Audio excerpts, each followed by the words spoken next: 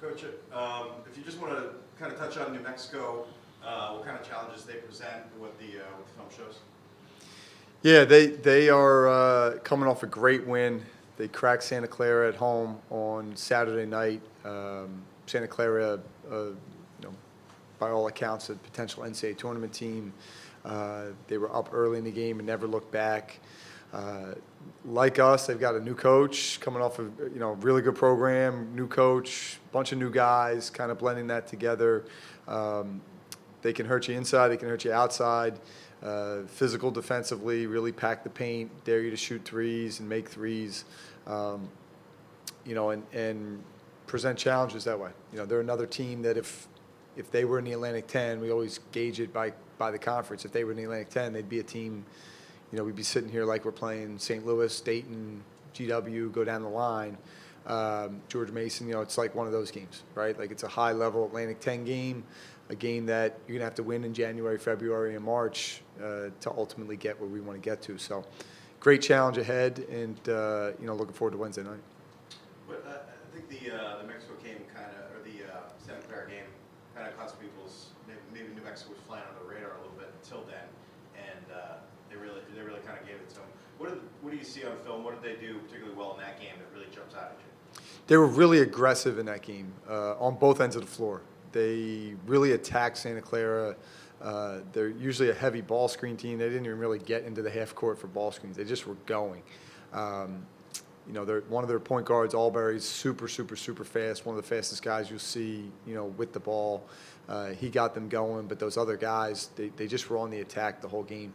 And really on the defensive end, they really, really went after Santa Clara. In all the games I've watched, and basically watched every game that they've played so far, that was the most aggressive they've been, guarding the ball, getting up, really pressuring.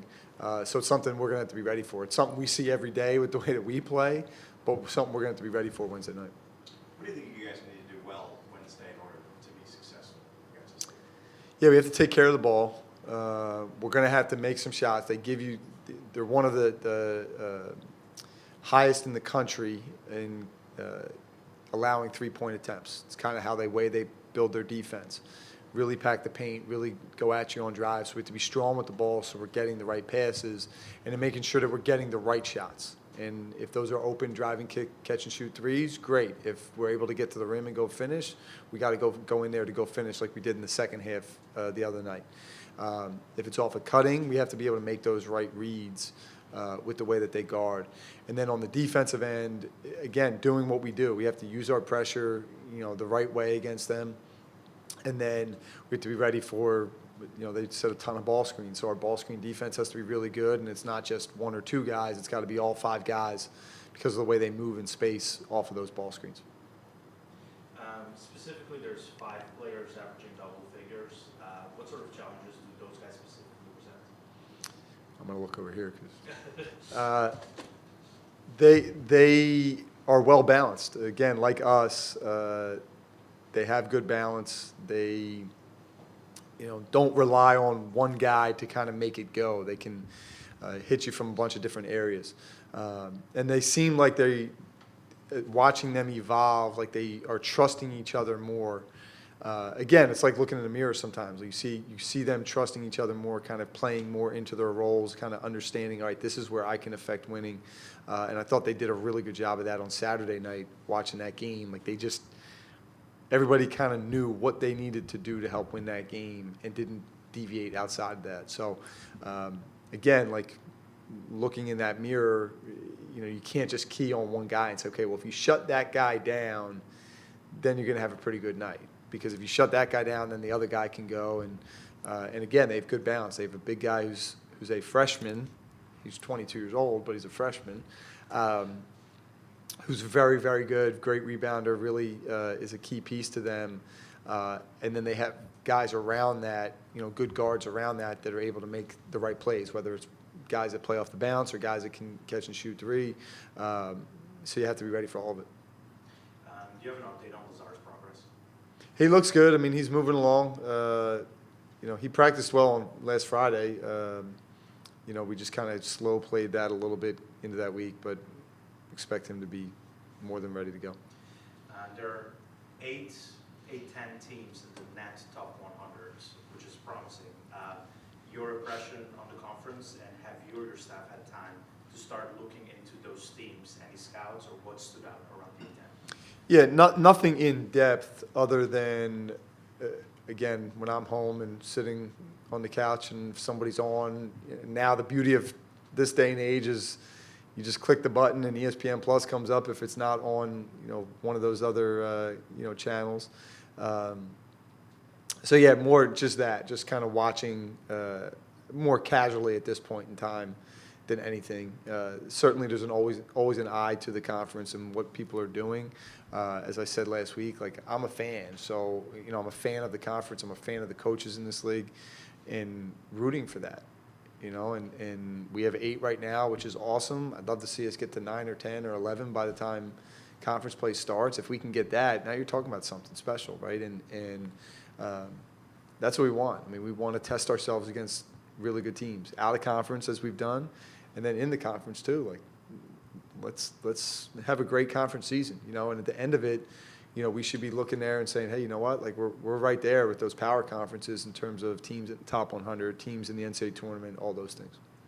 Your impression on the weather? The weather this is what I'm used to. So this is, I'm used to having the gloves in my pocket and used to, wet streets. And I mean, this is really not anything bad. My family loves Richmond. My kids, after these last 2 snow days, really love Richmond. My wife, not so much. She still loves Richmond. She just doesn't love, especially 2 weeks or whatever we are before Christmas, being stuck in the house with 3 kids all day is not what she would have planned for a day like today. Third of the way through the season, what have you learned about VCU, yourself, your staff, your players? Well, VCU, it's been from the very first day I stepped foot down here, the commitment level is unbelievable. The passion, the excitement, all of it is just awesome. I mean, this fan base really is everything that people say it is, and again, Siegel Center, it's life-altering, right? I've now been fortunate to have a few of those life-altering moments in here, and we need another one on Wednesday. But just the whole atmosphere, the whole vibe, the whole camaraderie of that is so cool to see. And then, what I've learned about the staff, that is a super hard-working group. They are great people that work really, really hard. They care about the right things. They care about the program. They care about the players. They care about doing right by each other and by those players. They don't say no. When something comes up and, hey, someone needs to go rebound for this guy in the morning or at night. Someone needs to, go drive to see this recruit. It's just we're in, we're doing this. And then the same from the players. It's a resilient group. They're a tough-minded group, and they're again they're really good people. So they built that connection early on, being really good people, and that has carried us through. Even when we've hit some bumps along the way, some tough days in practice, some tough games, whatever it is, they haven't stopped with that kind of growth mindset of we're just going to keep going together. Not, well, I'm just going to keep going and you guys are going to stay back, but keep going together. It's been really, really fun to see, and I'm excited to see where we can go with it. No questions for me, guys. Wednesday's Grateful Dead night. Do you consider yourself a deadhead? I know who Jerry Garcia is. Outside of that, and I know Bill Walton loved the Grateful Dead. Rest in peace, Bill Walton. But other than that, I don't know anything about them. Although everyone's raving about the shirts. I would get here early because that's one thing I have heard in the last 24 hours was man, those shirts that they're giving out are so cool. So students, make sure you get here because I think there's about 1,000 of them for the students. So make sure you get here early, and then another 1,000 for our incredible fans. So my expectation is that line will be long out the door before the doors even open on Wednesday night. And we need a packed house. We need a loud house. They really thrived on Saturday with their crowd energy. You could tell that they were a different team watching them, and we need to flip that on them on Wednesday night.